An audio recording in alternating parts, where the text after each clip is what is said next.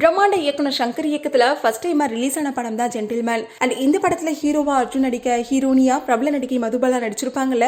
ஆனா ஜென்டில்மேன் படத்துல அர்ஜுனுக்கு முன்னாடி சரத்குமார் தான் நடிக்க இருந்தாராம். ஆமாங்க, சங்கர் இயக்கத்துல வசூல் ரீதியாகவும் விமர்சன ரீதியாகவும் சக்கப்போடு போட்ட ஜென்டில்மேன் படத்துல ஹீரோவா ஃபர்ஸ்ட் சரத்குமார் தான் நடிக்க இருந்தாராம். ஆனா அப்போ குரு பவித்ரன் இயக்கத்துல ஒரு படத்துல நடிச்சிட்டு இருந்தாராம். ஸோ அதனால மீச விளக்க வேண்டிய கட்டாயம் இருந்ததுனால ஜென்டில்மேன் படத்துல நடிக்க தவிர்த்துட்டாராம். அண்ட் இந்த ஒரு விஷயம் இப்போ சோஷியல் மீடியால உலா வந்துட்டு இருக்கு.